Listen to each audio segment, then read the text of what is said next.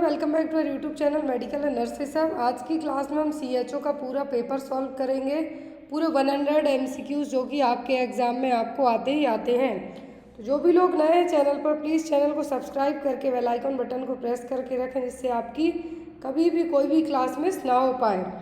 Most important thing जो आज का पेपर है, यहाँ पर आपका जो भी आप किसी भी स्टेट का स्पेशली CHO एग्ज़ाम देते हैं वहाँ का पूरा सिलेबस इस पेपर में कवर होता है 5 MCQs करके, जो कि आपके लिए बहुत ही ज़्यादा हेल्पफुल रहेगा। पूरा पेपर का जो फॉर्मेट है इंग्लिश में है। ANM वालों की रिक्वेस्ट है कि ANM की क्लासेस भी की जाए, तो यस बिल्कुल की जाएंगी। ANM की क्लासेस आपकी पूरे पेपर पूरी क्लासेस आपको चैनल पे अपडेट की जाएंगी। और जो भी लोग MP व्यापम का पेपर दे रहे हैं ग्रुप 5 के लिए, स्टाफ नर्स की पोस्ट के लिए, उनके लिए पूरे प्रीवियस पेपर्स अवेलेबल हैं। तो आप चाहें तो मेरे व्हाट्सएप नंबर पर कांटेक्ट करके उन पेपर्स को ले सकते हैं। यहाँ पर फर्स्ट क्वेश्चन है आपके लिए, थोड़ा सा आपको कंफ्यूजिंग भी लग रहा होगा। Total number of antenatal visit bye pregnant lady should be at least. तो यहाँ पर तो डायरेक्ट आपको आंसर दिख रहा है, बट अपकमिंग जो नेक्स्ट क्वेश्चन होगा वहाँ से आपको नहीं दिखेगा। तो यहाँ पर एंटीनेटल विजिट है जो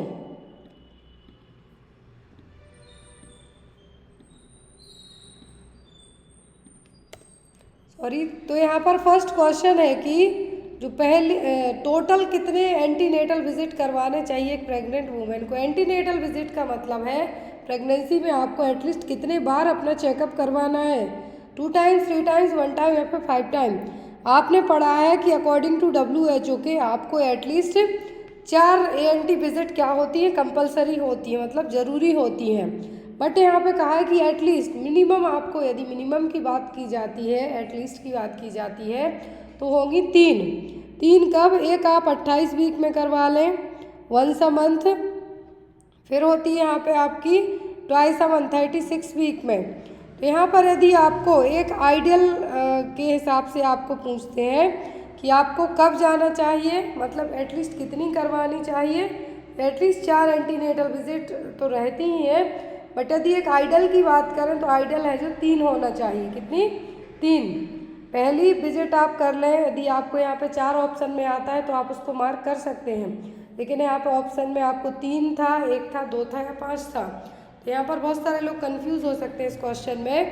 तो यदि आपको 3 और 5 दोनों ऑप्शन में आए कभी भी, तो आप 3 को मार्क कीजिए, क्योंकि एटलीस्ट कम से कम 3 विजिट तो करनी ही चाहिए। और यहाँ पर यदि आपके पॉसिबल हो, बहुत सारे लोग, यदि जो लोग रूरल एरिया में रहते हैं उनको उतना पॉसिबल नहीं होता कि वो कंसीव करते ही साथ हॉस्पिटल पहुंच जाए, वहाँ वो आंगनवाड़ी सेंटर्स जा सकते हैं, जहाँ पे ANM वर्कर है जो पूरा उनको एक्सप्लेन कर सकती है कि आपको कब क्या करना है। बट एक एंटीनेटल विजिट की बात करें हम, तो आपको यहाँ पर मैं इसलिए एक्सप्लेन कर रही हूँ कि एटलीस्ट पूछें तो 3, लेकिन ऑप्शन में 4 है, तो आप 4 को ज़रूर मार्क कीजिए, 3 को मत मार्क कीजिए। लेकिन यहाँ पर जब ऑप्शन में आपको क्या है, 3 और 5 है, तो आप 3 को मार्क कीजिए। क्लियर? फर्स्ट एंटीनेटल विजिट होना चाहिए, यदि 4 वाली पूछते हैं, 12 to 16 वीक के बीच में। दूसरी 20 से 24 में, जब 6 मंथ चलने लगे। तीसरी होगी 8वें महीने में, जब 28 से 32 वीक का टाइम हो।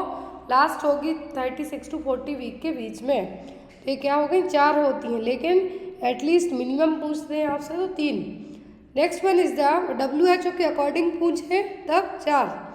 Next is if the woman does not nurse her child, the menstrual flow will probably resume within। तो यदि कोई माँ अपने बच्चे को फीड नहीं कराती है, यहाँ पे कहा है does not nurse her child, तो menstrual flow है जो कब अपने आप रिज्यूम हो जाएगा, कितने दिनों के अंदर अपने आप बंद हो जाएगा फ्लो होना? 2 to 4 weeks after delivery, 8 to 10 weeks after delivery, 4 to 6 week after delivery, up to 6 to 8 week after delivery। यदि माँ अपने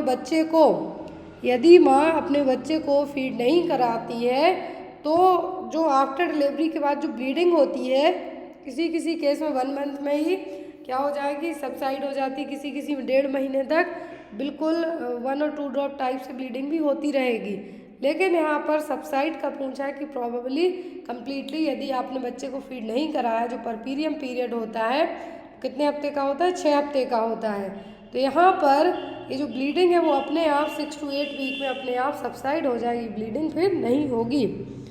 next one is the following is risk associated with placenta previa. यदि किसी लेडी को placenta previa develop हुआ है, placenta previa का मतलब है कि जो प्लेसेंटा सेंटर पार्ट में अटैच होना चाहिए उसकी जगह वो सर्वाइकल उसके यहाँ पे अटैच हो जाए, तब ये क्या कहलाएगा, placenta previa. Down side placenta आना जिसको हम कह सकते हैं। तो ऐसे केस में क्या रिस्क हो सकता है, disseminated intravascular coagulation, chronic hypertension, antepartum haemorrhage या फिर इन्फेक्शन। अब आपने एपीएच पढ़ा है, कई बार पढ़ा है, प्लेसेंटा प्रीविया पढ़ा है, बीपी पढ़ा, इन्फेक्शन पढ़ा, सब कुछ पढ़ा है। तो यहाँ पे प्लेसेंटा प्रीविया है जो मेन रीज़न किसके लिए होता है, एपीएच के लिए, एंटीपार्टम हेमरेज के लिए, बेबी डिलीवर होने के पहले, बेबी डिलीवर होने के पहले, यूट्राइन कॉन्ट्रैक्शन आने के पहले जो ब्लीडिंग होने लगे जनरली 28 वीक की प्रेगनेंसी के बाद, तो वो कहलाता है एंटीपार्टम हेमरेज। और इसका एक ही मेन कारण है, वो होता है प्लेसेंटा प्रीविया। क्या है, प्लेसेंटा प्रीविया। प्लेसेंटा प्रीविया का क्लासिकल साइन होता है पेनलेस वेजाइनल ब्लीडिंग। ब्लीडिंग होगी लेकिन आपको दर्द फील नहीं होगा, जो कि सबसे ज़्यादा रिस्की है।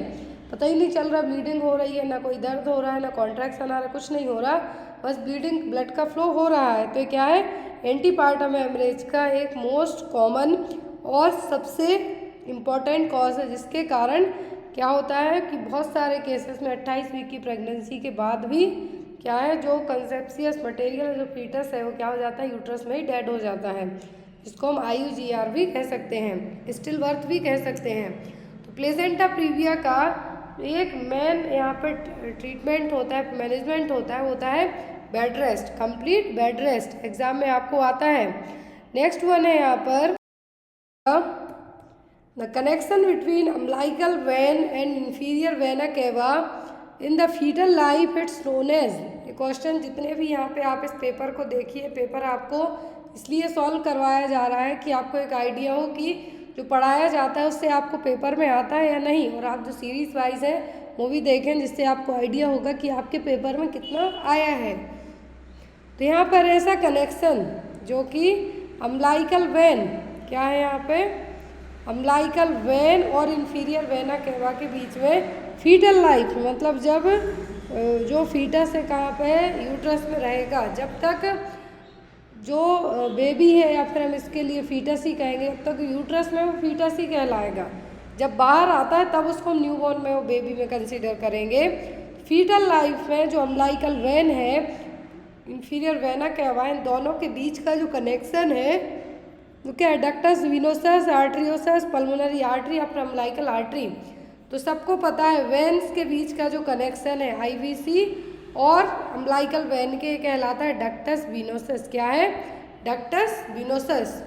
Next one is the which of the following lead to greenish discoloration of the amniotic fluid.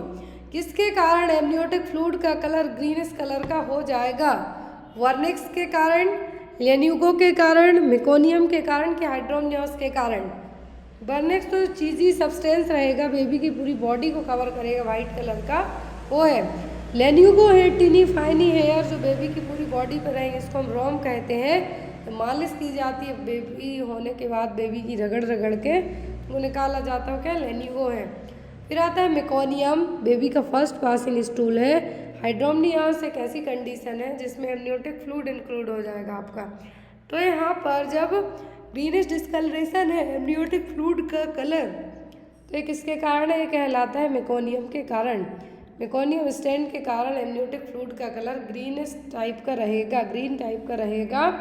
लेकिन यदि नॉर्मल पूछे क्लियर कौन सा इस कलरलेस रहता है एमनियोटिक फ्लूइड, लेकिन जब उसमें या तो स्टिल बर्थ हो या फिर कुछ एक्सीडेंटल कारण हुआ हो, टोबैको जूसी हुआ हो, तो ये सब अलग अलग रीजन्स के कारण होगा। तो ऐसे ही ग्रीनिश कलर का होगा, किसके कारण, मेकोनियम स्टैंड के कारण।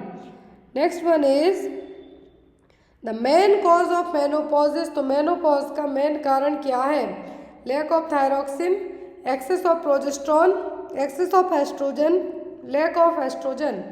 मेनोपॉज मतलब पीरियड्स का परमानेंटली सजेस्ट होना, और इसके लिए एज होती है आफ्टर 55, मेनली 50 और 55 में क्या हो जाता है, अपने आप पीरियड्स परमानेंटली आना स्टॉप हो जाते हैं। और जब पीरियड्स परमानेंट आना स्टॉप होते हैं तब आपकी बॉडी में एस्ट्रोजन की कमी होती है।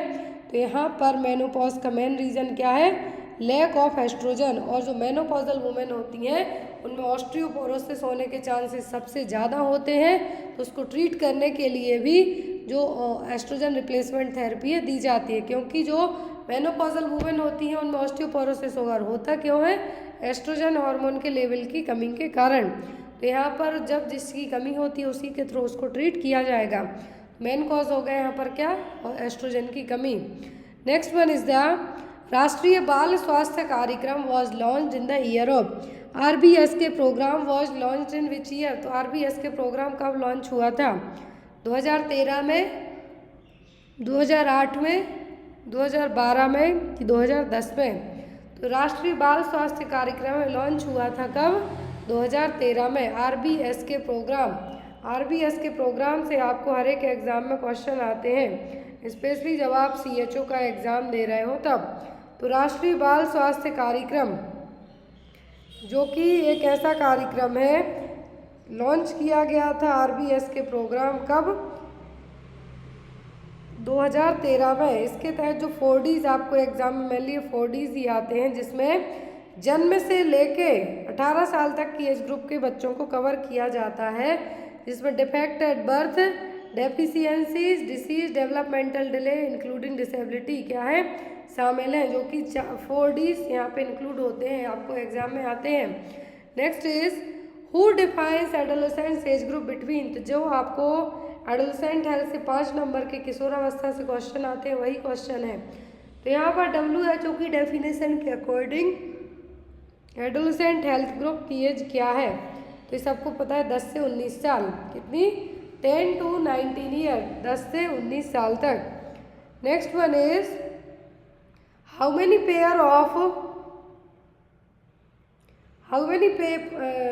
Pairs of the spinal nerves are found in human?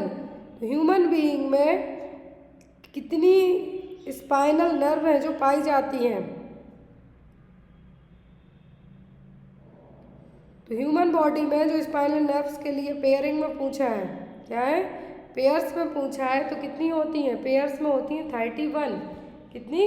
31। Cranial पूछें तो 12 पेयर में, स्पाइनल पूछे तो 31 पेयर में। नेक्स्ट वन है यहाँ पर विच of the following is the inner most layer of human आई? तो आँखों की सबसे इनर मोस्ट लेयर कौन सी है? रेटिना, कोरोइड, स्क्लेरा या फिर कॉर्निया? सबसे अंदर की लेयर कौन सी है आँखों की? तो वो है रेटिना। क्या है? रेटिना। रेटिना के लिए इनर लेयर कहा गया है आँखों की। यहाँ पे आप inner, outer, optic disc, blind spot, ये सब आपको आते हैं, किसी न किसी एक एग्ज़ाम में तो आते ही आते हैं।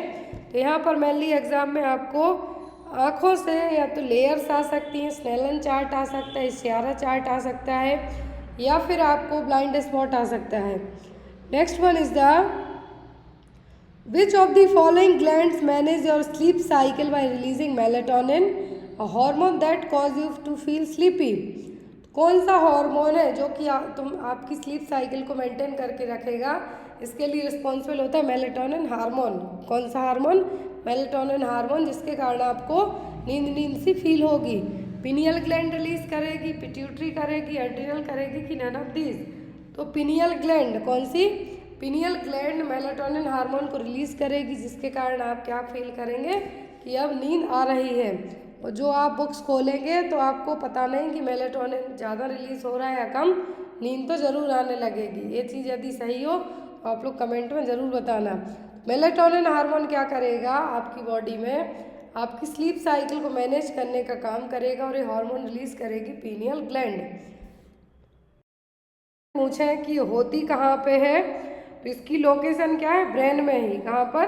ब्रेन में, जो कि 100 से 150 मिलीग्राम की mg की छोटी सी ग्लैंड है, स्मॉल ग्लैंड है, हाईली वेस्कुलाइज्ड ग्लैंड है, और ये ब्लड ब्रेन बैरियर के बाहर रहेगी, जहाँ पर थर्ड वेंट्रिकल होगा, थर्ड वेंट्रिकल के पास में।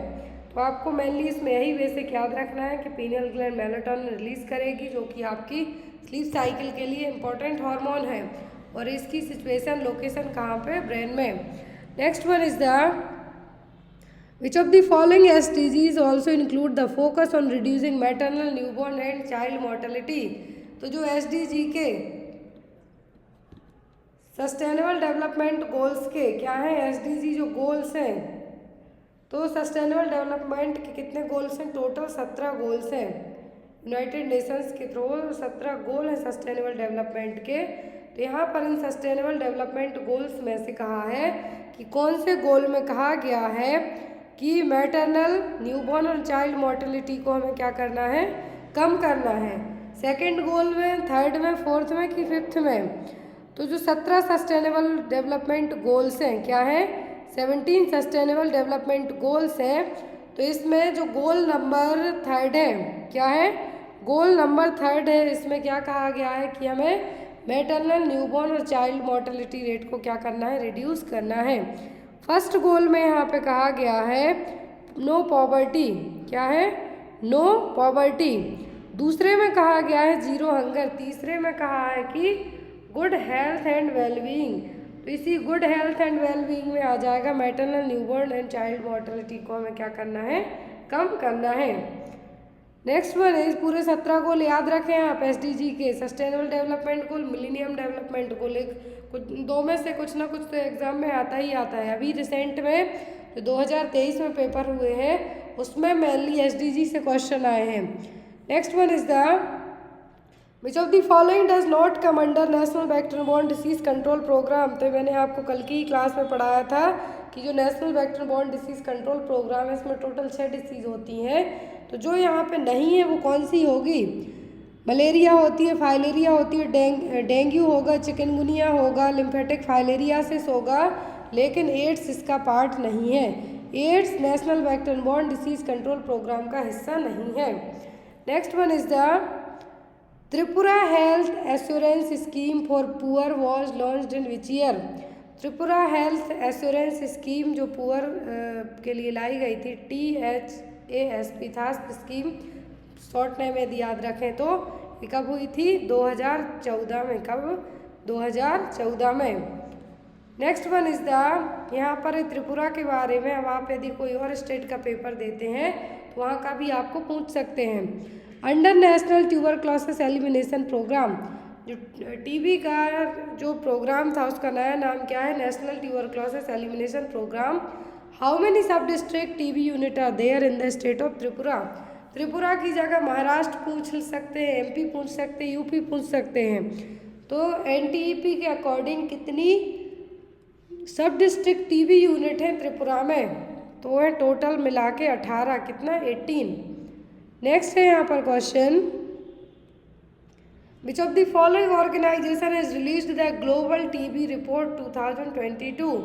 2022 की जो ट्यूबरक्लोसिस की रिपोर्ट है ये किस ऑर्गेनाइजेशन ने रिलीज़ की है, WHO ने, UNDP ने, यूनिसेफ ने कि ग्लोबल कोएलिशन अगेंस्ट टीबी ने। तो जो टीबी की रिपोर्ट है 2022 की ये हर साल रिलीज़ करता है वर्ल्ड हेल्थ ऑर्गेनाइजेशन। कौन, WHO। क्या है, WHO। टीबी से आपको इसका जो ट्रीटमेंट है, डॉट्स ट्रीटमेंट आता है, प्राइमरी और सेकेंडरी ड्रग्स आती हैं इसकी, डॉट्स कितने महीने तक दिया जाता है। टीबी के लिए आप यदि कम्युनिटी बेस्ड है पूरा डायग्नोस करना है तो कैसे पता करेंगे, स्पूटम बेस्ड होगा कि माइक्रोस्कोपी बेस्ड होगा कि चेस्ट एक्सरे होगा। और जो टीबी का बैक्टीरिया है वो क्या है, वो है ग्राम नेगेटिव बैक्टीरिया। जील नेल्सन मेथड के थ्रू इसको आइडेंटिफाई किया जाता है। जो माउंटेक्स टेस्ट है इसके लिए कंफर्मेटरी टेस्ट है। ये टीबी को लेके बेसिक आपके पॉइंट्स हैं। Next one is the chief minister mission Drishti programme is launch by honourable CM government of Tripura. तो त्रिपुरा के जो दृष्टि प्रोग्राम है ये लॉन्च किया गया था कब, 10 मार्च 2022, 18 मार्च 2021, 12 मार्च 2021 या फिर 19 मार्च 2019। तो ऑनरेबल जो चीफ मिनिस्टर थे उन्होंने इसको लॉन्च किया था 12 मार्च 2021 को। कब, 12 मार्च 2021 को Drishti programme. Next and most important question, ये प्रोग्राम आता है अभी, world breast feeding week is observed every year during which month. तो वर्ल्ड ब्रेस्ट फीडिंग वीक है, हर साल मनाते हैं, लेकिन इसको कब मनाते हैं, जैसे मलेरिया मंथ तो हम जून में मनाते हैं, वैसे ही वर्ल्ड ब्रेस्ट फीडिंग वीक कब मनाते हैं, जुलाई, अगस्त, सितंबर या फिर जनवरी, तो हम मनाते हैं अगस्त में। कब, अगस्त में हम हर साल world breast feeding week celebrate करते हैं। क्यों? ताकि ब्रेस्ट फीडिंग को लेके हम अवेयरनेस फैला सकें, जागरूकता फैला सकें, इसलिए। नेक्स्ट वन इज द आपका राष्ट्रीय पोषण माह is observe every year during which month. पोषण माह क्या है? पोषण माह को आप कब है जो सेलिब्रेट करेंगे? ऑप्शन में है जुलाई, अगस्त, सितंबर या फिर दिसंबर में। तो जो राष्ट्रीय पोषण माह है, क्या है? राष्ट्रीय पोषण माह हम हर साल सितंबर में, कब? सितंबर में इसको क्या करते हैं? सेलिब्रेट करेंगे। और ये प्रोग्राम है, इसको लॉन्च किया गया था राष्ट्रीय पोषण माह प्रोग्राम को या फिर पोषण अभियान को 2018 में। कब? 2018 में। पोषण का फुल फॉर्म आपको आता है, यहाँ पर राष्ट्रीय पोषण माह कहा है कि सितंबर में मनाते हैं, लेकिन पोषण अभियान पूछते हैं 2018 में लॉन्च किया था। Prime ministers over arching scheme for holistic nourishment. क्या है? Prime minister over arching scheme for holistic nourishment. तो ये प्रोग्राम 2018 में लाया गया था और इस प्रोग्राम के तहत जो इसके ऑब्जेक्टिव थे, क्या थे? कि जो कम्युनिटी में जितने भी माल नरिश्ड बच्चे हैं या फिर वुमन हैं, उनको न्यूट्रिशन और अच्छी हेल्थ प्रोवाइड करवाना। क्लियर? 2018 में लाया गया था प्रोग्राम। फिर यहाँ पर ये प्राइम मिनिस्टर ने इसको लॉन्च किया था, मैंने इसका डेट याद रखा है और सितंबर 2018 में लॉन्च हुआ था, इसीलिए हम हर साल सितंबर को पोषण माह अभियान के तौर पे सेलिब्रेट करते हैं। Next one is union government of India has set the target to eliminate kala azar from country wide. तो केंद्रीय सरकार ने या फिर यूनियन गवर्नमेंट ने टारगेट रखा है कि हम काला जार को कब एलिमिनेट करेंगे इंडिया से, 2023, 25, 30 या फिर 32 में। तो ये टारगेट अचीव करने का रखा है कि 2023 में, इसी साल में हमें काला आजार से क्या करना है? मुक्ति पानी है। 2023 का टारगेट रखा है काला आजार को एलिमिनेट करने के लिए। Next one is the who is the current health and family welfare minister of Tripura. तो त्रिपुरा के जो करेंट में health and family welfare minister है वो कौन है? ऑप्शन में है यहाँ पर नरेंद्र चंद्र देवन्ना, डॉक्टर मनीष शाह, प्रणजीत सिंह रॉय या फिर मनोज कांत देव। रिसेंट में त्रिपुरा के जो करेंट हेल्थ मिनिस्टर हैं वो कौन है? According to option doctor Manish Shah. कौन है? Doctor Manish Shah.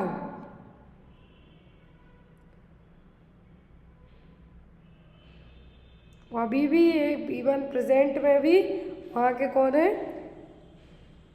Health minister हैं त्रिपुरा के। Next one is IPHS for sub centre, Indian public health standard for sub centre, primary health centre, community health centre, सब डिस्ट्रिक्ट एंड डिस्ट्रिक्ट हॉस्पिटल और published in January-February 2007 and have been used as the reference point for public healthcare infrastructure planning and upgradation in the state and UTIs IPHS stand for। तो यहाँ पर IPHS standard लाया गया था जो भी PSC हैं, community health centre, sub centre, उनके लिए जो भी डिस्ट्रिक्ट हॉस्पिटल है। तो इंडियन पब्लिक हेल्थ स्टैंडर्ड का फुल फॉर्म, IPHS का फुल फॉर्म क्या है? Indian public health standard. Next one is the national AIDS control programme launched in is being implemented as a comprehensive program for prevention and control of HIV/AIDS in India। Easy सा question है कि national AIDS control programme कब launch हुआ था? 1992 में, 1990 में, 1995 में कि 2000 में? National AIDS control programme launch हुआ था 1992 में, 1992 में, 1992 में।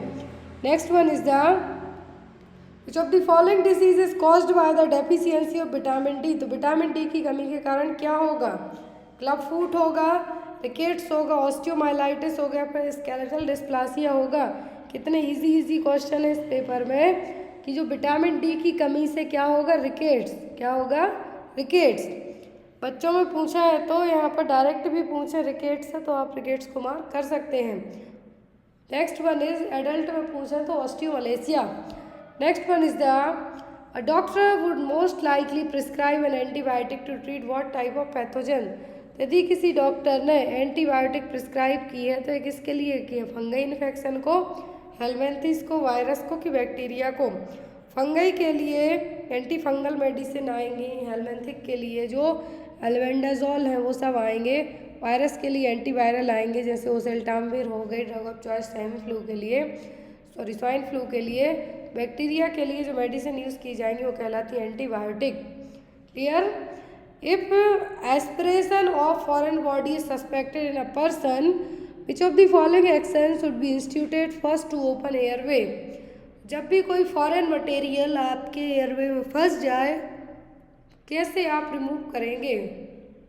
इंट्यूबेशन से, शिफ्टिंग टू हॉस्पिटल, हेमलिश मैन्यूवर या फिर प्रोन पोजीशन में?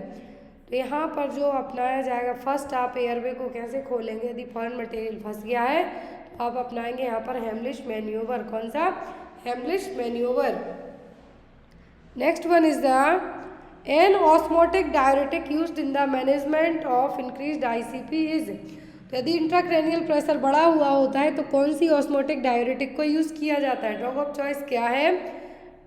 ऑस्मोटिक डायरेटिक कौन सी है आईसीपी बढ़ने के लिए?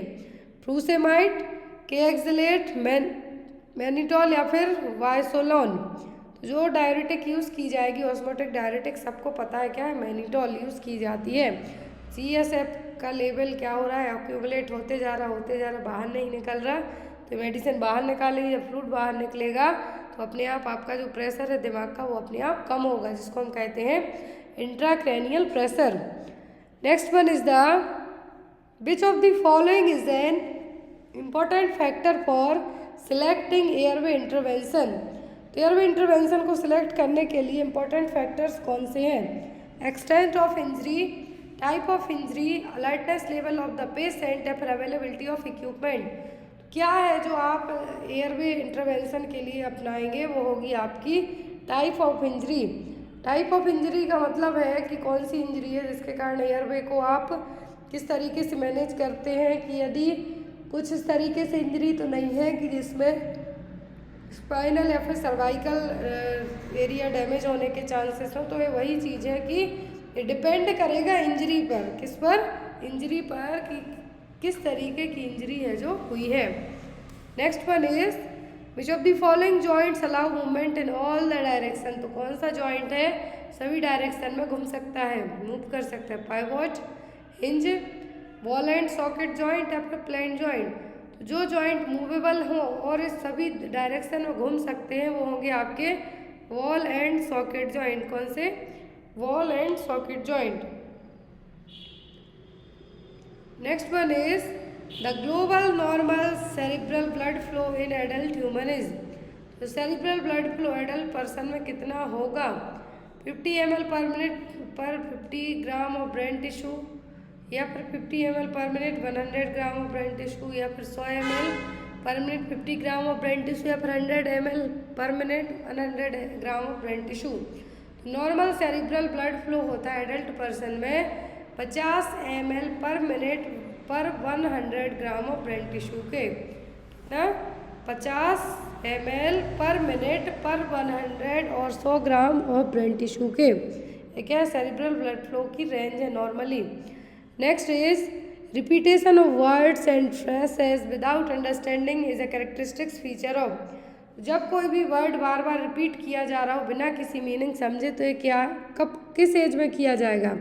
इन्फेंसी पीरियड में, टोडलर पीरियड में, प्री स्कूलर में कि स्कूल गोइंग चिल्ड्रन में? तो बार बार कोई भी शब्द कौन से बच्चे दोहराएंगे? दोहराते हैं टोडलर, जिनकी उम्र 1 से 3 साल की होती है। क्या है? 1 से 3 साल की होगी, बार बार वही एक चीज़ है जो बोलेंगे।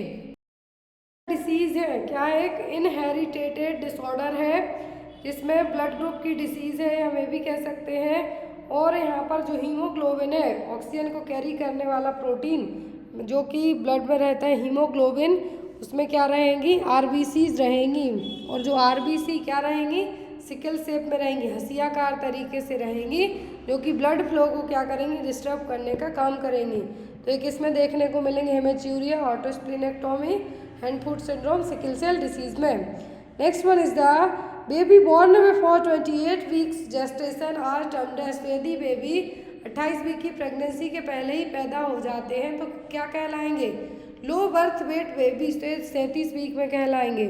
लेट प्री टर्म बेबी, तो ये 36 वीक में आएंगे। वेरी प्री टर्म, ये 25th में आएंगे। और जो एक्सट्रीम प्री टर्म है आएंगे आपके कब? 28 वीक के जेस्टेशनल पीरियड में। यदि जो बच्चे 28 वीक के जेस्टेशनल पीरियड में डिलीवर हो जाते हैं वो कहलाएंगे एक्सट्रीमली प्रीटर्म बेबीज। और ऐसे बेबीज को है जो SNCU में शिफ्ट किया जाता है जहाँ से उनकी प्रॉपर 1 आध महीने तक केयर की जाती है। Next one is the all of the following are leading cause of death among low birth weight babies except, तो सभी लीडिंग कॉज हैं लो बर्थ वेट बेबीज की डेथ के किसी एक को छोड़कर, एक्सेप्ट करके क्वेश्चन है।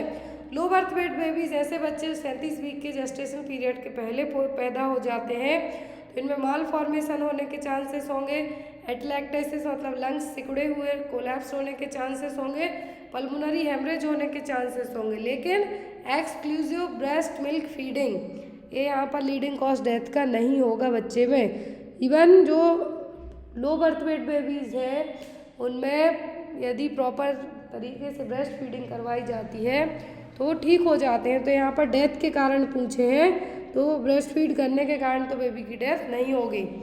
Next one is a toddler returning to previous stage of development it's called, तो टोडलर जब अपनी प्रीवियस डेवलपमेंट स्टेज में आते हैं तो ये क्या कहलाएगा? Separation anxiety, temper tantrum, negativism या फिर रिग्रेशन, ये कहलाएगा रिग्रेशन।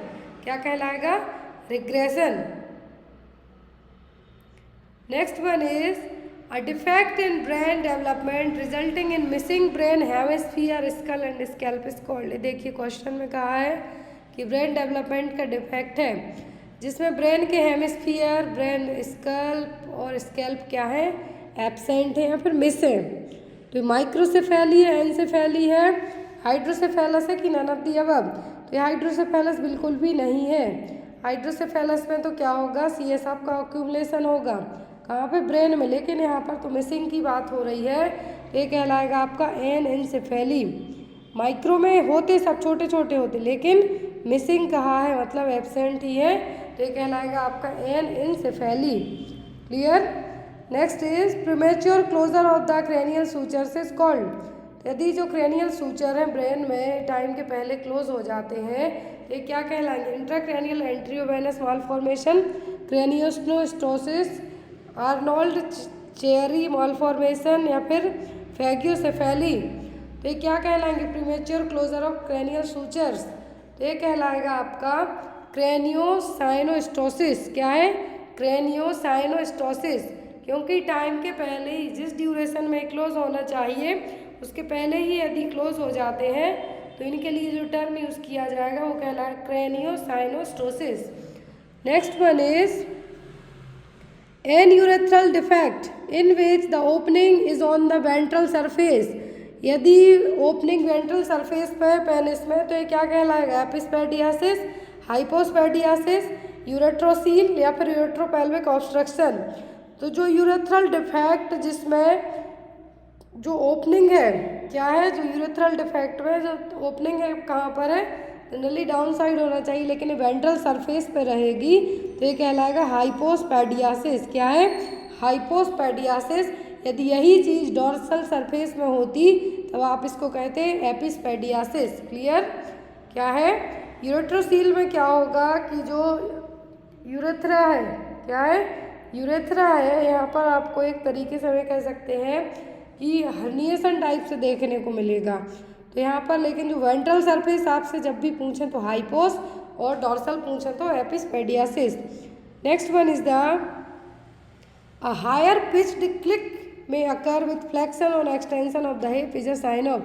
जब आपने एक साउंड टाइप से सुना हो, कहते हैं चट चट आवाज़ आ रही है, तो वही click sound, higher pitched click sound आपको सुनाई देगा जब आप अपने पैर को क्या करते हैं? झटके से फ्लेक्शन और एक्सटेंशन करेंगे। तो ये किसका साइन? ऑस्टियोमाइलाइटिस का, डेवलपमेंटल डिस्प्लासिया ऑफ हिप, टीबी हमारा है, परसेप्टिक अर्थराइटिस का। तो ये आपका डेवलपमेंटल डिस्प्लासिया ऑफ हिप का। तो ज़रूरी नहीं है कि सबको आपने अपने हाथ पर झटके तो आप कुछ साउंड आए चट या फिर क्लिक, तो ये आपका ज़रूरी नहीं है कि आपके हिप डिस्प्लासिया हुआ है। लेकिन बेस्ड ऑन एग्ज़ाम की यदि बात करें तो यदि जो at the time of birth ही जब चेक किया जाता है तो हायर पिच्ड क्लिक साउंड आएगा, तब किसका साइन माना जाता है, डेवलपमेंटल डिस्प्लासिया ऑफ हिप। ऑटोनली साइन आपने पढ़ा होगा, ऑटोनली साइन जब बच्चे पैदा होते हैं तब उनमें चेक किया जाता है हिप डिस्प्लासिया के लिए। Next one is the objective of antenatal care are all of the following except. Antenatal care के सभी ऑब्जेक्ट हैं किसी एक को छोड़कर। To reduce maternal and infant mortality rate, to foresee complication and prevent them, to attend to the under 5 accompanying them, to provide care for the family। तो यहाँ पर एंटीनेटल केयर में आप मॉर्टेलिटी मॉर्बिडिटी को कम करेंगे, कॉम्प्लिकेशन होने से पहले ट्रीटमेंट देंगे ताकि हम उनको प्रिवेंट कर सकें, और अंडर 5 अकम्पनिंग देम करेंगे, मतलब जो क्लीन प्रैक्टिस है वो करेंगे। तो यहाँ पर लेकिन जो चीज़ नहीं करना वो है फैमिली की केयर। आप एंटीनेटल विजिट में माँ और जो उसके यूट्रस में बेबी उसकी केयर करेंगे, ना कि फैमिली की केयर करने जाएंगे। Next one is the frequency of visit to the antenatal clinic by the 8th month pregnant women should be. मैंने आपको कई बार पढ़ाया है कि जब 8वें महीने की प्रेगनेंसी स्टार्ट होती है तो वुमेन को कितने बार कितनी फ्रिक्वेंसी में जाना चाहिए चेकअप कराने, 1 a month, 2 a month, 3 a month या फिर एवरी वीक। तो 8 मंथ की प्रेगनेंसी हो जाती है तो 2 a month, कितना, 2 a month, महीने में 2 बार। फिर 9 मंथ में एवरी वीक। ध्यान से सुनिए, स्टार्टिंग से लेके 7वें महीने तक आप एवरी मंथ में 1 बार जा सकते हैं, लेकिन 8वें महीने में 2 बार जाना है और 9वें महीने में एवरी वीक। और आपका question number 44, registration of pregnancy within 12 week of pregnancy is the primary responsibility of. तो प्रेगनेंसी में आपका रजिस्ट्रेशन, यदि 12 वीक की प्रेगनेंसी हो गई है उसके अंदर ही आपको रजिस्ट्रेशन कराना है, तो रिस्पॉन्सिबिलिटी किसकी है, ANM की, डॉक्टर की, नर्स की, सोशल वर्कर की। तो ये रिस्पॉन्सिबिलिटी होती है कि ANM वर्कर की within 12 week of pregnancy में आपका रजिस्ट्रेशन करवाया जाना चाहिए। जो भी आपके सब सेंटर हैं, CSC है, PSC है या फिर आंगनवाड़ी सेंटर्स हैं वहाँ पर। Clear. Next is last menstrual period of a woman is 7 February। What is her expected date of delivery. कितना अच्छा प्यारा सा क्वेश्चन है। EDD कैलकुलेट करके बताइए। तो EDD आप कैसे कैलकुलेट करेंगे, EDD कैलकुलेट करने के लिए कहा है LMP क्या है, 7 फरवरी। अब इस 7 फरवरी से आप 9 मंथ कैलकुलेट कीजिए। मार्च, अप्रैल, मई, जून, जुलाई, अगस्त, सितंबर, अक्टूबर, नवंबर। क्या हो गया, नवंबर। 7 नवंबर। अब इस 7 नवंबर में आप 7 दिन और जोड़ दीजिए तो आपकी EDD निकल के आ जाएगी। बहुत ही ईजी है। जो LMP का पहला दिन, LMP का फर्स्ट दिन कहा है यहाँ पर 7 तारीख, क्या है, 7 फरवरी है। फिर इस 7 फरवरी में आपको 9 महीने और जोड़ देना, फिर 9 महीने में 7 दिन और जोड़ दीजिए। कितना हो गया आपका, 14 नवंबर, 14 नवंबर है जो EDD निकल के आपकी आ जाएगी। नेक्स्ट वन इज जो नॉर्मल ड्यूरेशन होता है टोटल प्रेगनेंसी का वो 280 डेज होता है। एग्ज़ाम में आपको आता है नॉर्मल कितने दिन की प्रेगनेंसी होती है, 280 दिनों की। Next is during abdominal examination of an antenatal woman the health care provided palpate the fundus flat at the lower border of the umbilicus. This feature is seen at which of the following weeks of pregnancy? Antenatal checkup कर रही है कोई भी health care provider, तो palpate करती है जो funds है अम्बलाइकस के नीचे की तरफ है, तो किस वीक में होगा, 12, 18, 20 या फिर 37 वीक में। तो ये देखने को मिलेगा 20 वीक की प्रेगनेंसी में। 20 वीक की प्रेगनेंसी तक जो फंडस है, यूट्रस की जो हाइट है, फंडल हाइट, वो lower border of the umbilicus मतलब 1 फिंगर नीचे रहेगी। आफ्टर 20 वीक के बाद अम्बलाइकस के ऊपर जाना स्टार्ट होती है और एक्सीफेस्टर्नम तक पहुंचेगी 36 से 37 वीक में। Next one is the fetal movement that can be felt by the examiner at the which of the following weeks of gestation. Fetal movement है जो कि एग्जामिनर को फील हो रहे हैं किस वीक में, 3 से 4 वीक, 12 से 14, 14 से 16 या फिर 18 से 22 में। तो ये जनरली यहाँ पर एक पर्टिकुलर प्रीमी या फिर मल्टीपैरा नहीं कहा है, तो यहाँ पर हम कहेंगे 18 से 22 में। जनरली ये प्रीमी में 20 में, और जो मल्टी होती हैं उनमें 16 के बाद ही, 16 वीक के बाद ही फील होने लगते हैं। तो यहाँ पर क्योंकि 16 वीक मतलब उनका एक्सपीरियंस बोल रहा है, एक्सपीरियंस सब जगह बोलता है, वैसे ही फीटल मूवमेंट भी 18 से 22 वीक की प्रेगनेंसी में क्या होने लगेंगे, फील होने लगेंगे।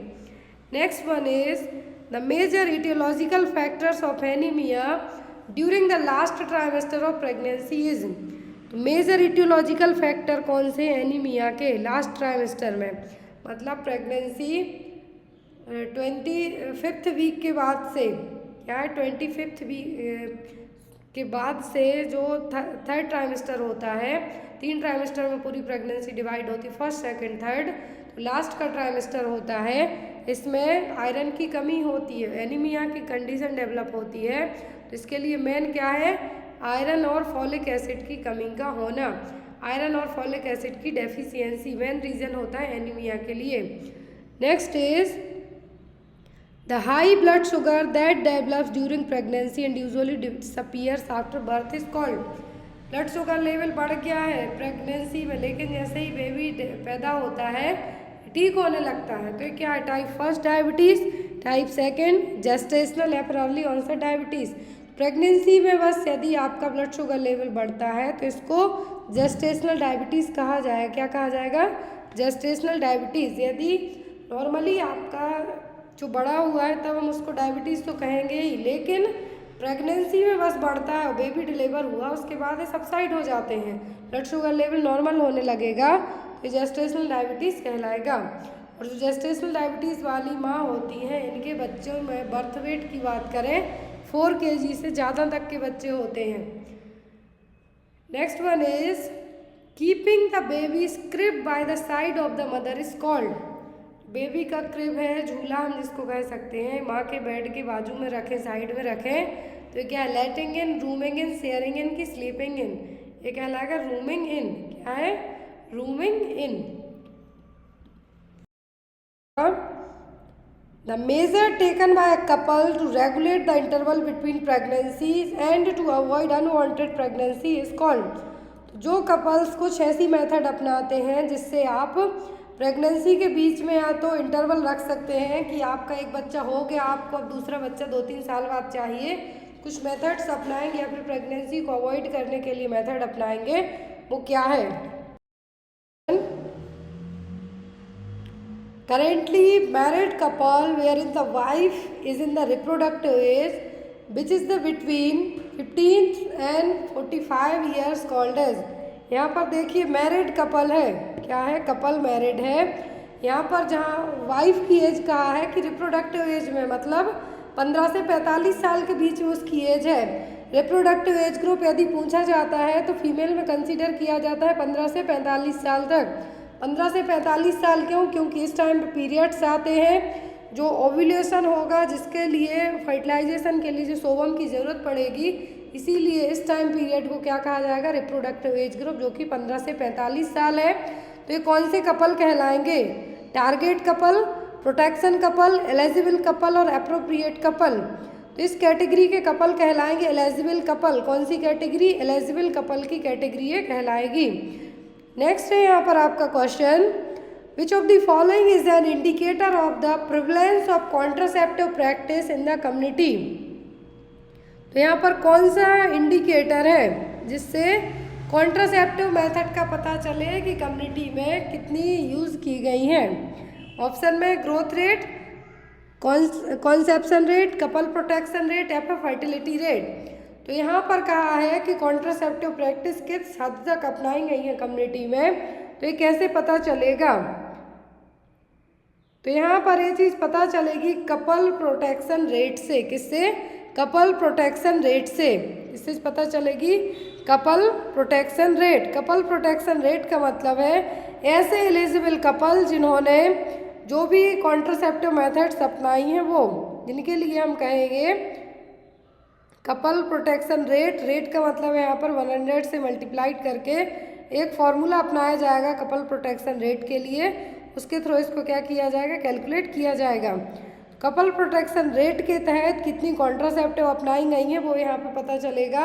अब कितनी कॉन्ट्रासेप्टिव अपनाने के बाद भी यदि प्रेगनेंसी कंसीव हो गई है तो वो कहलाता है पर्ल इंडेक्स। एग्जाम में आता है कॉन्ट्रासेप्टिव फेलियर के लिए कौन सा इंडेक्स अपनाया जाता है, तो वो होता है पर्ल इंडेक्स।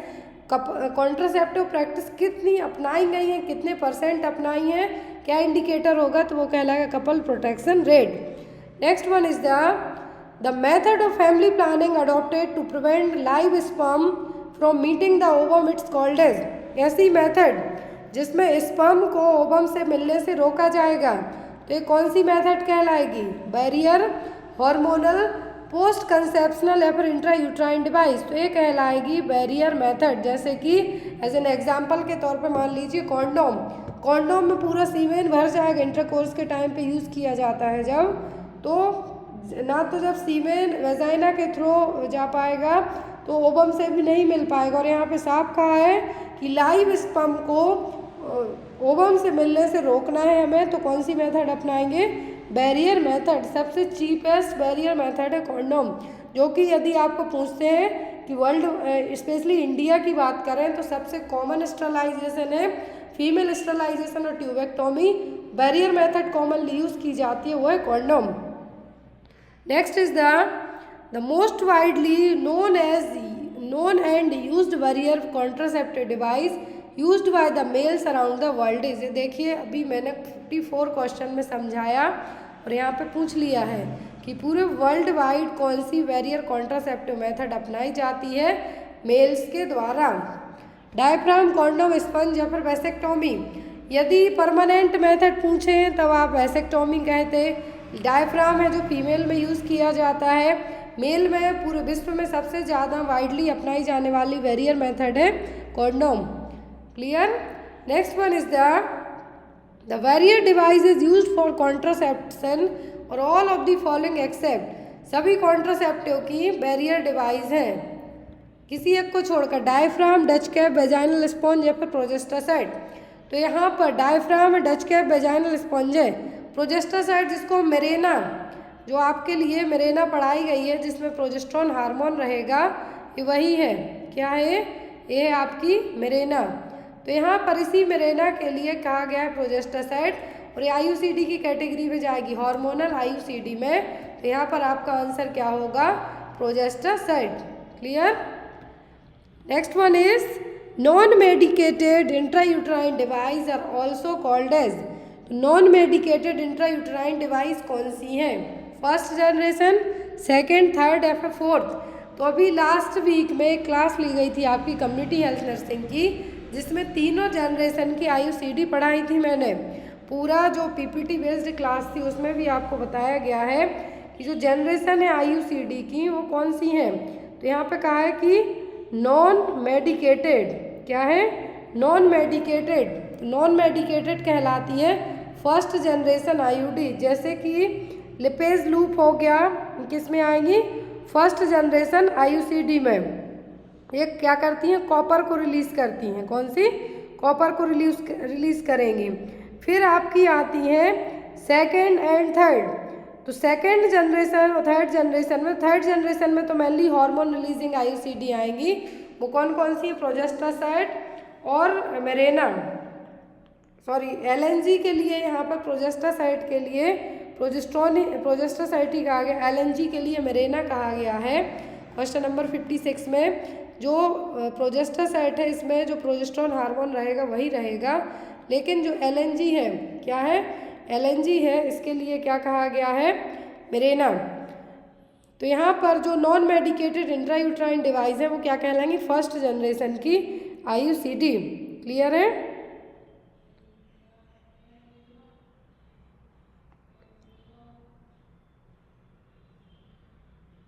थर्ड जनरेशन में आपकी मिरेना और आईयूजी आ जाएगी, सॉरी मिरेना और एलएनजी आ जाएगी। फिर आपकी आती है सेकेंड जनरेशन। तो सेकेंड जनरेशन में जो आपकी आएंगी उसमें जनरली कॉपर आयन वाली आएंगी, जैसे कि कॉपर टी हो गया या फिर कॉपर टी 380 हो गया, 375 हो गया, तो सेकेंड जनरेशन की होंगी। थायराइड की जो भी हार्मोनल होंगी वो होंगी, जिसमें प्रोजेस्टेरोन आएगा। फर्स्ट में आपका आएगा लिपेज लूप और नॉन मेडिकेटेड इंट्रायूट्राइन डिवाइस जिनको हम कहेंगे। Next one is the an absolute contraindication for inserting an intrauterine device. Absolute का मतलब यहाँ पे कॉन्ट्राइंडिकेट है, आप ऐसे केस में आईयूसीडी इंसर्ट नहीं कर सकते हैं। वन लाइफ चाइल्ड हो, सस्पेक्टेड प्रेगनेंसी हो, टू लिव चिल्ड्रन हो या फिर वर्किंग वुमेन हो। तो यदि प्रेगनेंसी सस्पेक्टेड हो तो ऐसे केस में आप आईयूडी इंसर्ट नहीं कर सकते हैं, ये एब्सोल्यूट कॉन्ट्रा इंडिकेशन है। यदि मरीज को कोई ब्लड प्रेशर बढ़ने की प्रॉब्लम है या फिर कुछ ब्लीडिंग डिसीज़ है तब भी आप आईयूडी इंसर्ट नहीं कर सकते हैं। तो कुछ इंडिकेशन और कॉन्ट्रा इंडिकेशन होते हैं आईयूडी इंसर्ट करने के। Next one is the all the following are recommended method of post coital contraception except. Post coital contraception method सब हैं किसी एक को छोड़कर। Mifepristone, levonorgestrel 0.75 mg, insertion of copper T within 5 days, spermicidal jelly. Post coital method है सब किसी एक को छोड़कर, तो वो होगी स्पर्मिसाइडल जेली। ये बिफोर इंटरकोर्स के यूज़ की जाती है जेली, ताकि जो सीमेन से स्पर्म निकले उनको मारा जा सके। लेकिन पोस्ट क्वाइटल में आपकी मिफेप्रोस्टोन 10 mg आ जाएगा, फिर यहाँ पर लेवोनोजेस्ट्रोल 0.75 mg जो आइकन आईपिल है वो है, कॉपर टी आ जाएंगी, सब पोस्ट क्वाइटल में आएंगी, लेकिन स्पर्मिसाइडल जेली नहीं आएगी। Next one is which of the following is a progesterone only injectable. Progesterone only और इंजेक्टेबल भी है, तो क्या है नॉरप्लांट आर टू वेजाइनल रिंग्स या फिर डीएमपीए। सबको पता है प्रोजेस्ट्रॉन ओनली कौन सी है, वो डीएमपीए। एवरी 3 मंथ में इंजेक्ट किया जाने वाला कॉन्ट्रासेप्शन है, जिसके फेलियर रेट बहुत ही कम होते हैं। इसमें हर 3 महीने में, जिसको हम शॉर्ट इंजेक्शन के नाम से भी मार्केट में अवेलेबल रहेगा, और एक गवर्नमेंट में जो नया प्रोग्राम है अंतरा, उसके तहत अंतरा इसी का नाम है, जिसका डीएमपीए का। Next is which of the following supplement is given to enhance the adolescent nutrition. तो एडोलेसेंट में न्यूट्रिशन को इनहेंस करने के लिए कौन से सप्लीमेंट दिए जाएंगे? Vitamin A, multivitamin supplements, iron folic acid या फिर विटामिन B12। तो एडोलेसेंट न्यूट्रिशन में जो ऐड किया जाएगा होगा आयरन एंड फॉलिक एसिड, ताकि इसी एज में एनीमिया होने के चांसेस भी ज़्यादा होते हैं। तो आप जो सप्लीमेंट्स दिए जाते हैं वो होते हैं आयरन और फॉलिक एसिड। इसके लिए weekly iron folic acid programme भी लाया गया है, WIFS प्रोग्राम, उसके थ्रू आयरन फॉलिक एसिड की टैबलेट्स हैं जो दी जाती हैं। Next one is the priority intervention carried out by adolescent health programme और ऑल द फॉलोइंग एक्सेप्ट। तो एडोलेसेंट हेल्थ प्रोग्राम के तहत सभी इंटरवेंशन अपनाए जाते हैं किसी एक को छोड़कर। मेंस्ट्रुअल हाइजीन बताया जाता है, प्रिवेंटिव हेल्थ चेकअप होगा यहाँ पे आपका, एडोलेसेंट न्यूट्रिशन होगा, एडोलेसेंट एजुकेशन होगा। तो हेल्थ प्रोग्राम की यहाँ पे जब बात हो रही है तो मेंस्ट्रुअल हाइजीन बताया जाएगा आपको, हेल्थ चेकअप के बारे में बताया जाएगा, न्यूट्रिशन पे फोकस किया जाएगा, और यहाँ पर एडोलेसेंट के जो सेक्सुअल एजुकेशन है या फिर किस तरीके से आप एक्सीडेंट से, सुसाइड से, इन सब से बच सकते हैं वो आएगा। लेकिन एडोलेसेंट एजुकेशन इसके पार्ट में नहीं आएगा, प्रायोरिटी इंटरवेंशन में नहीं आएगा। Next is the activities carried out under the menstrual hygiene scheme और ऑल दी फॉलोइंग एक्सेप्ट। तो जो मेंस्ट्रुअल हाइजीन स्कीम है जिसमें एक ब्लेज गर्ल पैड लिए हुए है, वो मैंने एक इमेज के साथ आपको पढ़ाया था, तो वही है मेंस्ट्रुअल हाइजीन स्कीम। अब स्कीम के तहत सभी एक्टिविटी होंगी, regular availability of sanitary napkins, safe disposal of sanitary napkins, training of ASHA या फिर appointment of CHO in every school. Menstrual hygiene scheme के तहत सैनिटरी नैपकिन्स की अवेलेबिलिटी पे फोकस किया जाएगा, सेफ डिस्पोजल, आप यूज़ करने के बाद सैनिटरी पैड को कैसे डिस्पोज कर सकते हैं, आशा वर्कर को ट्रेनिंग दी जाएगी। लेकिन हर एक स्कूल में CHO के लिए अपॉइंट नहीं किया जाएगा। CHO health and wellness centre, sub centre वहीं पे अपॉइंट किए जाएंगे। Next is a highly specific test to diagnose HIV infection is. तो HIV इन्फेक्शन को डायग्नोस करने के लिए कौन सा टेस्ट यूज़ किया जाएगा? Rapid western blot, immunoassay, none of the above. जब भी आपको एग्जाम में HIV का कन्फर्मेटरी टेस्ट या फिर डायग्नोस्टिक टेस्ट पूछा जाता है, तब आप आंख बंद करके वेस्टर्न ब्लॉट टेस्ट को मार्क कर सकते हैं, क्योंकि इससे कंफर्म होगा, क्या होगा, कंफर्म होगा कि HIV एड्स है या नहीं। यदि ओनली यहाँ पर एक तरीके से स्क्रीनिंग टेस्ट की बात करते हैं हम, तो स्क्रीनिंग में एलिसा भी किया जा सकता है, लेकिन HIV में कन्फर्मेटरी जो टेस्ट होता है वो होता है western blot test, western ink blot test. यदि यहाँ पर CD4 T सेल्स काउंट होता है तो वो होता है 200 से भी कम, less than 200। Next one is the only non reservoir of yaws diseases. तो जो यास डिसीजेस का रिजर्वर कौन है? बर्ड्स, बग्स, मंकीज या फिर ह्यूमन। तो जो यास डिसीज है इसका रिजर्वर कौन है? तो यहाँ पर इसका रिजर्वर होगा क्या? Human being. क्या है? ह्यूमन बीइंग, जो कि एक क्रॉनिक बैक्टीरियल इन्फेक्शन है जो कि स्किन बोन्स और कार्टिलेज को अफेक्ट करेगा। क्या है? स्किन बोन और कार्टिलेज को अफेक्ट करेगा। यास डिसीज में एक ये भी हम कह सकते हैं नॉन कैंसरस टाइप के लम्स बनेंगे, अल्सर्स बनेंगे, जो कि ट्रिप्नोमा पैलिडियम नाम के बैक्टीरिया से होगा और ये पेनिट्रेट करके आपकी बॉडी में है जो एंट्री करेगा और ये बाद में जाके जो वेनरल डिसीज़ है, क्या है? वेनरल डिसीज़ जिसको हम सिफिलिस कहते हैं, वो भी आगे जाके कॉज कर सकता है, क्योंकि सिफिलिस का पॉजिटिव एजेंट क्या है? ट्रिप्नोमा पैलिडियम, और ट्रिप्नोमा ही क्या कॉज कर देता है यहाँ पे? यास डिसीज। तो यहाँ पर इसका रिजर्वर कौन हो गया? Human being. Next is a characteristic feature of the rash in chickenpox is that all the stages of rashes may be seen simultaneously at one time in the same area. This is called as। Question ध्यान से देखिए, rashes आ रहे हैं chicken pox में, जो all stage है यहाँ पर रैसेस पूरे एक ही बार में पूरी बॉडी पे आ जाते हैं, तो ये क्या कहलाएंगे? पॉलीमॉर्फिज्म, प्लियोमॉर्फिज्म, डिस्ट्रीब्यूशन या फिर रैपिड एवोल्यूशन, ये कहलाते हैं प्लियोमॉर्फिज्म। चिकन पॉक्स के रैसेस आते हैं प्लियोमॉर्फिज्म नेचर में। किसमें? प्लियोमॉर्फिज्म नेचर में। यदि जो मीजल्स के पूछते हैं तो वो जो कॉप्लेक स्पॉट्स आते हैं वो आपके आएंगे, और जो मीजल्स का सबसे ज़्यादा इन्फेक्शियस पीरियड होता है तब जब जो पैचेस आ गए हैं, जो स्कैब है, रिमूव हो उस टाइम पे। लेकिन चिकन पॉक्स में पूछते हैं कि एक ही बार में एक सेम एरिया पे यदि रैसेस आते हैं तो ये पूरा क्या कहलाएगा? Pleomorphism nature. Next is varicella vaccine is contraindicated in person with which of the following condition. तो वेरिसेला वैक्सीन किस पर्सन में कॉन्ट्राइंडिकेट रहेगी? Allergy to neomycin, clinically stable children with HIV, children less than 1 month, या फिर street children. किस बच्चे में varicella vaccine है जो कॉन्ट्राइंडिकेट रहेगी, या फिर किस पर्सन में?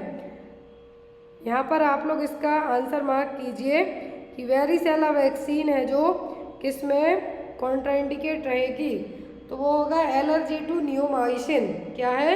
Allergy to neomycin. यदि किसी पर्सन को नियोमाइसिन से एक तरीके से हम ये कह सकते हैं एलर्जी हो, तो ऐसे केस में क्या किया जाएगा? इस वैक्सीन को अवॉइड किया जाएगा। यदि किसी को एनाफ्लाइटिक रिएक्शन होता है जेलेटिन से, नियोमाइसिन से, तो ऐसे केस में क्या किया जाएगा? इस वैक्सीन को अवॉइड किया जाएगा। और इसलिए क्योंकि वेरिसेला वैक्सीन में क्या होता है? वेरिसेला वैक्सीन में नियोमाइसिन रहेगा, 25 म्यूजी ऑफ नियोमाइसिन पर डोज रहेगा, इसीलिए एक एलर्जिक रिएक्शन कॉज कर सकता है, तो इसीलिए क्या किया जाएगा? इसमें अवॉइड किया जाएगा इस केस में। Next is the period of communicability to measles. वही मैंने आपको बताया कि मीजल्स का कम्युनिकेबिलिटी पीरियड क्या है, मतलब सबसे ज़्यादा फैलने वाला ड्यूरेशन कौन सा होगा? 1 day before and 1 day after appearance of rashes, 4 days before and 4 days after appearance rashes, 7 days before and 7 days after, 10 days before and 10 days after appearance of rashes। तो कम्युनिकेबिलिटी पीरियड जो सबसे ज़्यादा होगा measles का, वो होगा 4 दिन पहले और 4 दिन बाद। रैसेस आने के 4 दिन पहले और 4 दिन आने के बाद का जो पीरियड है सबसे ज़्यादा इन्फेक्शियस और कम्युनिकेबल पीरियड रहेगा। Next is when there is a sudden complete or major change in the antigenic variation, it's called as। तो एंटीजेनिक वेरिएशन में सडनली कुछ चेंज देखने को मिलते हैं, तो ये क्या कहलाएगा? ड्रिफ्ट, शिफ्ट, चेंज या फिर एवोल्यूशन। तो ये कहलाएगा शिफ्ट होना, क्योंकि पूरा चेंजेस हो गया है यहाँ पर, कम्प्लीटली चेंज हो गया है जब, तो ये कहलाएगा क्या? Shift. Next one is the sign of very severe disease in under 5 children are all the following except. Under 5 का मतलब है कि जिन बच्चों की एज 5 साल से भी कम है, क्या है? जिनकी उम्र 5 साल से भी कम है, उनमें सीवियर डिसीज के सभी साइन है किसी एक को छोड़कर। कन्वल्जन्स, सीवियर माल न्यूट्रिशन, स्टेरॉइडल इन काम चाइल्ड या फिर लॉस ऑफ एपेटाइट। कन्वल्जन्स जो बच्चे को कब आते हैं? जब बहुत हाई फीवर होता है तब, या फिर किसी और केस में भी कन्वल्जन्स आ सकते हैं, हेड इंजरी हुई है तब भी आ सकते हैं। माल न्यूट्रिशन, सीवियर माल नरिश्ड बच्चा, ये भी सीवियर डिसीज़ में आएगा। स्टेरॉइडल इन काम चाइल्ड, स्टेरॉइडल इन काम चाइल्ड का मतलब बच्चा बहुत ही शांत स्वभाव का है लेकिन उसमें स्टेरॉइडल देखने को मिलते हैं, तो लेकिन बच्चे की भूख ना लगना, ये किसी भी तरीके के लॉस ऑफ एपेटाइट किसी भी रीजन से हो सकती है, लेकिन सीवियर डिसीज़ में नहीं आएगा। Next is live attenuated vaccine for H1N1 is given through which of the following route? H1N1 swine flu की वैक्सीन किस रूट से दी जाती है? इंट्रावीनस, इंट्रामस्कुलर, ओरल या फिर नेजल स्प्रे। तो रिसेंट में अभी H3N2 भी फैला हुआ है जिसको सीजनल फ्लू नाम दिया है डॉक्टर्स ने। तो यहाँ पर H1N1 जो फ्लू है इसके लिए वैक्सीन दी जाती है नेजल स्प्रे से। इंडिया में भी जो वैक्सीन बनी है, पहली वैक्सीन बनी है जो नेजल स्प्रे के थ्रू दी जाएगी। नेक्स्ट वन है यहाँ पर आपका question, in HIV positive person the tuberculin skin test is positive when the indurated area reach which of the following size. तो HIV वाले मरीज में TB होने के चांस 90% तक होते हैं कि उसको HIV साथ में TB भी हो जाएगी, ट्यूबरक्लोसिस भी हो जाएगी। जब उसमें माउंटेक्स ट्यूबरकुलिन टेस्ट किया जाता है, PPD इंजेक्ट की जाती है इंट्राडर्मली, कितने एरिया में पता चलेगा कि पर्सन क्या जो HIV पॉजिटिव है? More than 3, more than 5, more than 1 या फिर मोर देन 0.5 mm। तो होगा more than 5 mm। Generally only TB के लिए बस कहते हैं तो मोर देन 10 होता, कितना? 10, मोर देन 10 mm। लेकिन HIV पॉजिटिव पर्सन में TB का स्किन टेस्ट किया जाता है, पॉजिटिव कंसिडर किया जाएगा यदि मोर देन 5 ही mm डायमीटर हो तो। Next is which of the following is the bacteriostatic anti tuberculosis drug. ये एग्जाम में आता है आपको। बैक्टीरियोस्टैटिक ट्यूबरक्लोसिस ड्रग कौन सी है TB की? रिफाम्सिन, इथाम्ब्यूटोल, स्ट्रेप्टोमाइसिन या फिर पायरासिनामाइड। तो बैक्टीरियोस्टैटिक एंटी ट्यूबरकुलर ड्रग है इथाम्ब्यूटोल। कौन सी? इथाम्ब्यूटोल। स्ट्रेप्टोमाइसिन से होगा 8th क्रेनियल नर्व डैमेज, आपकी सुनाई देना बंद हो जाएगा। रिफाम्सिन से रेड ऑरेंज कलर की यूरिन आएगी। तो यहाँ पर आपको ये क्या है, साइड इफ़ेक्ट आते हैं एग्जाम में यदि पूछे जाते हैं। और स्ट्रेप्टोमाइसिन को प्रेगनेंसी में नहीं दिया जाता है क्योंकि ये बेबी में टेरेटोजेनिक इफेक्ट कॉज कर सकती है। Next is which of the following blood pressure measurements represent grade 1 hypertension? Systolic and diastolic as per ESC guideline है। मैंने जो ब्लड प्रेशर वाला टॉपिक है सेकंड शॉर्ट चैनल, उस पर बहुत अच्छे से BP पढ़ाया है। ब्लड प्रेशर का फर्स्ट ग्रेड फर्स्ट हाइपरटेंशन कब कहलाएगा?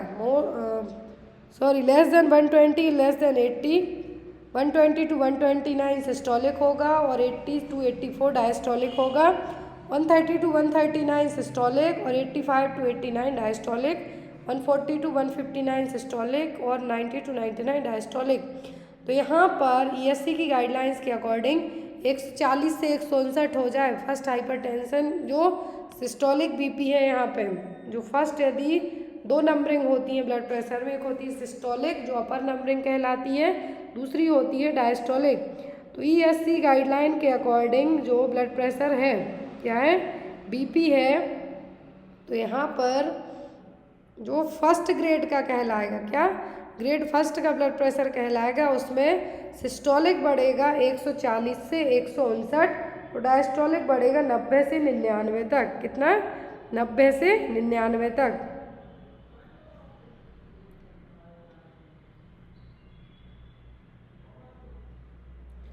नेक्स्ट इज, लेकिन यदि यहाँ पर आप एक चीज़ और देखिए कि यदि आपसे पूछते हैं कि बीपी आपको सेकंड ग्रेड का पूछें, तब सिस्टोलिक और डायस्टोलिक ग्रेड फर्स्ट हाइपरटेंशन है, सिस्टोलिक ब्लड प्रेशर, डायस्टोलिक। लेकिन यदि ग्रेड सेकंड में पूछे तो 160 से 179 क्या है, 160 to 179 होगा सिस्टोलिक, डायस्टोलिक होगा 100 से 109। ग्रेड थर्ड में मोर देन 180 होगा सिस्टोलिक और मोर देन 110 होगा डायस्टोलिक। ये क्या है, गाइडलाइन है अकॉर्डिंग टू ESC के। लेकिन यदि आपको अमेरिकन हार्ट एसोसिएशन के अकॉर्डिंग पूछते हैं, तब आपको यदि कहते हैं स्टेज फर्स्ट, तो आप कहेंगे 130 से 139 सिस्टोलिक और 85 से 89 डायस्टोलिक। क्लियर। और स्टेज सेकंड का पूछें तो 140 से 90, सॉरी 140/90, मोर देन 140/90 होगा अमेरिकन हार्ट एसोसिएशन के अकॉर्डिंग सेकंड स्टेज में, सॉरी सेकंड ग्रेड में। लेकिन grade first according to ESC guideline के पूछा है, क्योंकि तीनों चीज़ें अलग अलग हैं यहाँ पे। तो यहाँ पे आपको याद रखना ESC के अकॉर्डिंग पूछा है तो आप ए मार्क कीजिए। यदि आपको पूछा है कि अमेरिकन हार्ट एसोसिएशन के अकॉर्डिंग, आप C मार्क कीजिए। Next is the main weapons for early detection of cancer pre invasive और pre malignant stages. Pre invasive pre malignant stage के पहले ही आप कैंसर को डिटेक्ट करना चाहते हैं तो कैसे करेंगे, हिस्ट्री से, फिजिकल एग्जामिनेशन से, कैंसर स्क्रीनिंग से कि एक्सरे से। तो एक्सरे ना तो कैंसर एक्सरे से डिटेक्ट होगा, ना फिजिकल एग्जामिनेशन से होगा, ना हिस्ट्री से होगा। कैंसर डिटेक्ट होता है जनरली किससे, ऑटोप्सी से। तो यहाँ पर सॉरी बायोप्सी के थ्रू कैंसर की जो सेल्स ली जाएंगी, टेस्टिंग की जाएगी। तो इसीलिए यहाँ पर कैंसर स्क्रीनिंग के थ्रू आप कैंसर को अर्ली डिटेक्ट कर सकते हैं। Next is an unexpected unplanned occurrence which में involve injury is called as.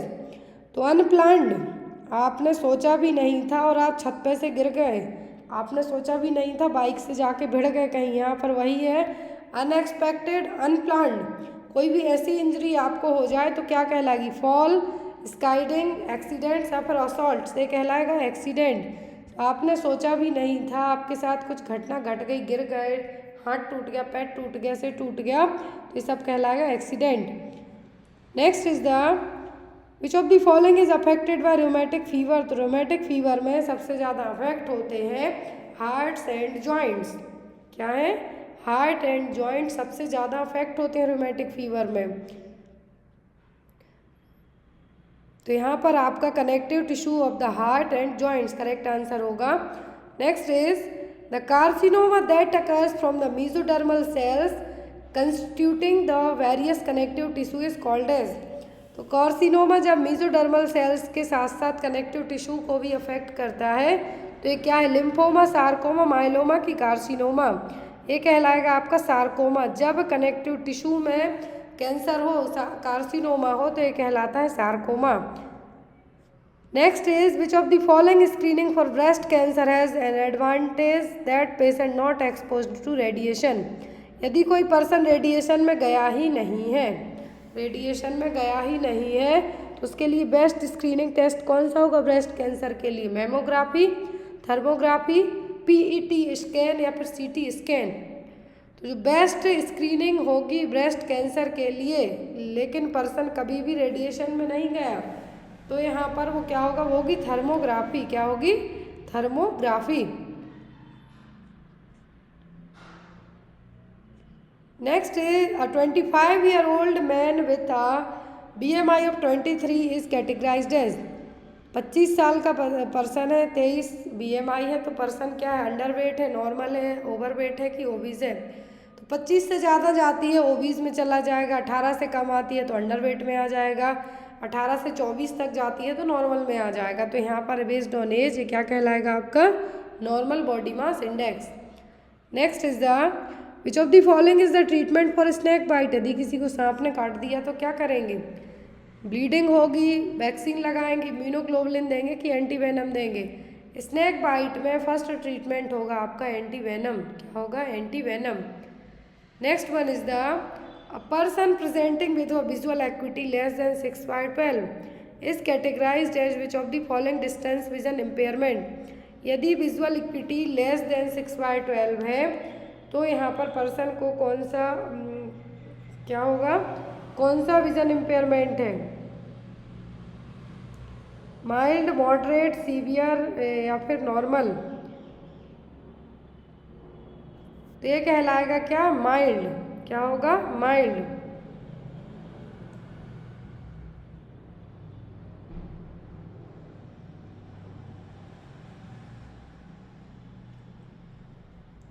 Next one is the measurement that is taken at the midpoint between the lower border of the rib cage and the iliac crest, it's known as। Measurement आप कर रहे हैं mid point between the lower border of the rib cage के mid point के यहाँ पे और iliac crest के पास में। तो ये क्या, iliac crest circumference, waist circumference, hip size या फिर स्किन फोल्ड थिकनेस। तो यहाँ पर ये जो मेजरमेंट ले रहे हैं यहाँ पे वेस्ट सरकमफेरेंस का ले रहे हैं, अपनी कमर का साइज चेक कर रहे हैं कि कितने नंबर का जीन्स लगेगा। तो यहाँ पर ही वही है कि mid point between the lower border of the rib cage and the iliac crest, यहाँ से आप मेज़र करते हैं तो आप अपने वेस्ट का मेज़रमेंट ले रहे हैं। Next is the amount of energy supplied पर 1 gram of protein when the calorie intake is इनएडिक्वेट is. तो 1 ग्राम प्रोटीन से 4 किलो कैलोरी मिलेगी। इजी क्वेश्चन है, clear. Next is the amount of protein requirement recommended by Indian council of medical research for Indian adult. ICMR के according Indian adult में कितने protein की ज़रूरत होगी। 1 ग्राम पर केजी बॉडी वेट, 2 ग्राम पर केजी बॉडी वेट, 3 ग्राम पर केजी बॉडी वेट या फिर 4 ग्राम पर केजी बॉडी वेट। तो ICMR की गाइडलाइंस की हम बात करते हैं, 1 ग्राम पर केजी बॉडी वेट की ज़रूरत पड़ेगी। यदि मेरा वज़न 50 किलोग्राम, यदि आपका वज़न 50 किलोग्राम है तो आपको 1 ग्राम के हिसाब से आपको दिन भर में कितने ग्राम प्रोटीन की ज़रूरत पड़ेगी आप कैलकुलेट कर सकते हैं। तो 1 ग्राम पर केजी बॉडी वेट के according. Next is the which of the following is essential for the formation of bones and teeth. दांत और हड्डियों के लिए किसकी ज़रूरत होती है, फास्फोरस की, पोटेशियम, सोडियम या फिर आयोडीन की। तो फास्फोरस की, किसकी, कैल्शियम और फास्फोरस की सबसे ज़्यादा ज़रूरत होती है। Next is best source of iodine. Iodine का सबसे अच्छा सोर्स क्या है, orange, lemon, sea food, grapes. तो आयोडीन का सबसे अच्छा सोर्स होगा समुद्री food. Next is the principal source of fluorine available to the manage. तो फ्लोरीन का सबसे अच्छा सोर्स क्या है, स्पाइनच, वाटर रेडिस या फिर सेलेरी। फ्लोरीन आपके दांतों के लिए ज़रूरी होता है, नहीं तो डेंटल कैरीज होने लगेगी। तो फ्लोरीन का अच्छा सोर्स है पानी। क्या है, पानी। Next one is the principle of primary health care which emphasize that health services must be shared equally by all people respective of their ability to pay is called as. तो कौन सी primary health care का principle है जिसमें services सभी को, जिनकी क्षमता है पे करने की या फिर नहीं, उनको भी सर्विसेज मिलेगी। तो ये कहलाएगी equitable distribution. Next is primary health care in India is implemented at the village level through all the following except. तो ब्लेज लेवल पे सभी के थ्रू प्राइमरी हेल्थ केयर दी जाएगी, किसी एक को छोड़कर। आशा स्कीम से दी जाएगी, ICDS से दी जाएगी, ट्रेनिंग दी जाएगी लोकल दाइस को, लेकिन नर्सेस की ट्रेनिंग वहाँ पे नहीं की जाएगी। Next is the norm of selection of 1 Asha for. तो एक आशा 1000 पॉपुलेशन के लिए होती है, बहुत ही ईजी है इसलिए मैं आपको ऑप्शन नहीं पढ़ रही हूँ। एक आशा 1000 पॉपुलेशन के लिए। Next is the peripheral outpost of the existing health delivery system in rural areas. तो रूरल एरिया में क्या है, आउटपोस्ट की जाती है हेल्थ केयर डिलीवरी सिस्टम की। तो इसमें से विलेज हेल्थ सेंटर में, सब सेंटर में, प्राइमरी हेल्थ सेंटर में कि कम्युनिटी हेल्थ सेंटर में। तो रूरल एरिया में तो अभी रिसेंट में sub centre health and wellness centre में एज अ CHO के तौर पे आप ही को पोस्ट किया जा रहा है। Next is captain of the health team at the primary health centre. Primary health centre में टीम का कैप्टन कौन होता है, nursing officer, lab technician, medical officer या फिर मैनेजर। तो यहाँ पर मेडिकल ऑफिसर, क्या है, मेडिकल ऑफिसर। सब सेंटर में पूछते हैं तो CHO। Next is refuse that is collected by the street cleansing services और स्कैवनिंग इज कॉल्ड एज। तो यहाँ पर जो स्ट्रीट क्लीनिंग सर्विसेज के थ्रू जो भी रिफ्यूज़ कलेक्ट किया जाता है तो क्या स्ट्रीट रिफ्यूज़, क्या है street refuse. Next is which of the following arthropods are directly transferred from man to man through close contact. Close contact के थ्रू क्या फैलेगा, डिसेंट्री, टाइफॉइड, स्कैबीज या फिर मलेरिया। तो मलेरिया क्लोज कॉन्टैक्ट से नहीं होगा, ना ही टाइफॉइड होगा, ना ही डिसेंट्री होगी तो स्कैबीज जो कि एक ईचमाइट इन्फेक्शन है, तो आपको स्किन टू स्किन कॉन्टैक्ट से डायरेक्ट है जो हो सकता है। Next one is the which of the following is a cheap method of sewage treatment. तो सीवेज ट्रीटमेंट की चीप मेथड क्या है, sea outfall, river outfall, oxidation pond या फिर लैंड ट्रीटमेंट। चीप मेथड है सीवेज ट्रीटमेंट की, वो है oxidation pond. Next is which of the following method is use to treat waste that can not recycled, reused और disposed of in landfill site. कौन सी method अपनाई जाएगी जिस वेस्ट को ना आप रिसाइकिल कर सकते, रीयूज कर सकते, ना ही डिस्पोज कर सकते हैं। केमिकल इंसिनरेशन, माइक्रोवेव या फिर ऑटोक्लेविंग होगा इंसिनरेशन, जिसको हम भस्मीकरण के नाम से भी जानेंगे, इसको सीधा जला दिया जाएगा। Next one is contaminated recyclable waste should be disposed in which of the following colour bag. Contaminated लेकिन रिसाइक्लेबल वेस्ट है, किस कलर में आप क्या करेंगे, कलेक्ट करेंगे, ब्लैक, ग्रीन, रेड या फिर वाइट। तो ये हम कलेक्ट करेंगे रेड बैग में। ग्रीन में तो रीयूजेबल वेस्ट यूज़ किया जाएगा, लेकिन यहाँ पर रेड में रिसाइक्लेबल वेस्ट है जो यूज़ किया जाएगा। जनरली ग्रीन बैग भी अपनाया जाता है, लेकिन यहाँ पर कंटामिनेटेड है इसलिए। Next is the dilution of epinephrine use during endoscopy for acute haemostasis. एक क्वेश्चन नॉरसेट में आता है, SGPGI में आता है, आपको हर एक एग्जाम में आ सकता है, OSSC में भी आ सकता है। एपिनेफ्रिन का डोज डाइल्यूशन कितना होगा, 1/10,000। कितना, 1/10,000। लास्ट है 1 cause due to exposure to और contact with flame, hot liquid, semi liquid, semi solid और हॉट ऑब्जेक्ट। तो जब आप किसी गर्म चीज़ के कारण जलते हैं, खाना हो गया, तेल गिर गया ऊपर, पानी गिर गया, गर्म चाय गिर गई या फिर दाल चावल गिर गए, तो वो कौन सा बर्न होगा, रेडिएशन के कारण आप जलते हैं। मान लीजिए आपकी ड्यूटी जहाँ पर स्कैनिंग वगैरह हो रही है वहाँ पे आपकी ड्यूटी लगा दी जाती है, तो वहाँ रेडिएशन के थ्रू यदि आप जलते हैं तो वो रेडिएशन बर्न होगा। केमिकल कोई गिर जाता है आपकी बॉडी पर, एसिड गिर गया तो वो केमिकल हो गया। इलेक्ट्रिकल में करंट लग के जल गए, थर्मल बर्न से, क्या कहलाएगा, थर्मल बर्न्स। तो आई होप आपको ये पेपर अच्छा लगा हो। आपके कोई भी डाउट हो आपके स्टडी को लेके तो आप कमेंट करके बहुत ही ईजीली अपने व्हाट्सएप पे कांटेक्ट करके पूछ सकते हैं। Thank you for watching us, bye bye, take care.